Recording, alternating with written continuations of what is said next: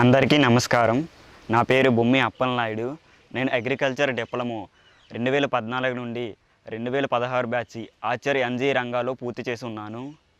ఇప్పుడు farmer producer organisation అంటే షర్ప్ విభాగంలో ఏఈఎస్ అగ్రికల్చర్ ఎక్స్టెన్షన్ స్పెషలిస్ట్గా వర్క్ చేస్తున్నాను. ప్రస్తుతం వజ్రపుకొత్తూరు మండలంలో 28 పంచాయతీలు ఉన్నాయి.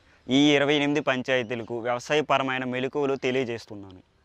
అయితే కడైలే ఒడిలో కల్లోల సుడి కనుచూపు మేర కకావికలమైన అన్నదాత ఆశలు అడలెత్తించిన అదృశ్య శక్తి అదే.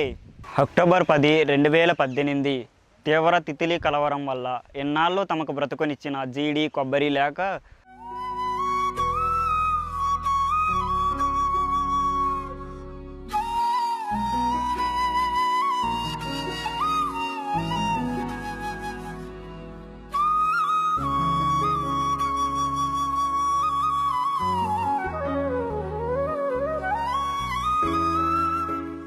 ఉద్యాన సాగు రైతులు విలవిల్లాడుతున్న సమయంలో సర్ప అధికారులు మరియు జిల్లా సిబ్బంది తితిలికి నష్టపోయిన గ్రామాలకి క్షేత్రస్థాయిలో తిరగటం, రైతుల యొక్క స్థితిగతులను తెలుసుకోవడం జరిగింది.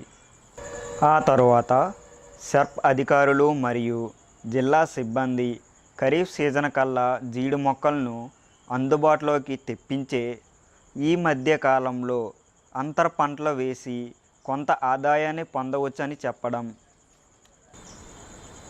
అలాగే ఈ అంతర పంటలపై జిల్లా అధికారులు శిక్షణ కార్యక్రమాలు చేపట్టి అవగాహన కల్పించడం జరిగింది. అప్పటి నుంచి ప్రతి రైతు తన వ్యవసాయ భూమిలో అంతర పంటలు వేసుకుని మంచి దిగుబడులు, ఆదాయాలు ఎలా పొందుతున్నారో చూద్దాం.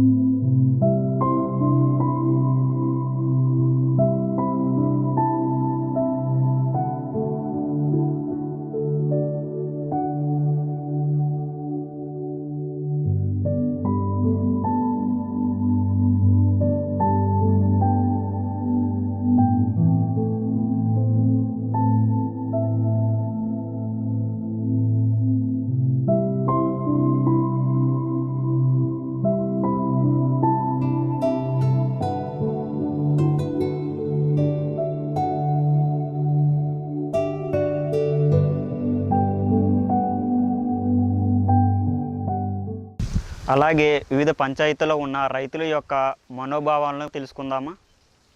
అందరికీ నమస్కారం. నా పేరు పరుసుపల్లి వందన. మాది బైపల్లి గ్రామం.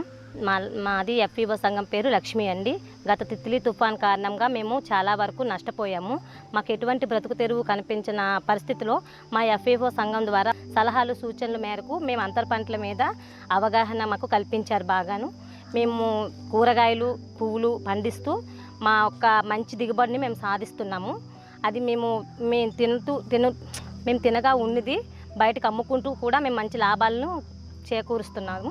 కాబట్టి మా ఆర్థిక సహాయాన్ని అందించిన సర్ఫ్ అధికారులకు, మా ఎఫ్ఈఓ సిబ్బందికి మా హృదయపూర్వక ధన్యవాదాలు తెలియజేసుకుంటున్నాం. నమస్కారం అండి. నా పేరు యోగేశ్వరి. మాది ఎఫ్ఈజీ సంఘము శ్రీకృష్ణ, మాది రాజామండి. మేము గత కొన్ని కాలంలో తిత్లీ తుఫాను వల్ల చాలా నష్టపోయాము. జీడి, మామిడి, కొబ్బరి అన్నీ కూడా నష్టపోయాయి. దానివలన మేము ఏంటంటే అలాగా తోచక అలాగా ఊరుకొని ఉన్నామో అప్పుడు మా ఎఫ్ఈజీ సంఘం నుంచి మాకు అంతరంగ పంటల కోసం మా గ్రామాలకు వచ్చి శిక్షణ అందజేశారు. వాటిపైన అవగాహన పొందే టైంలో విత్తనాలు ఇవ్వటం జరిగింది.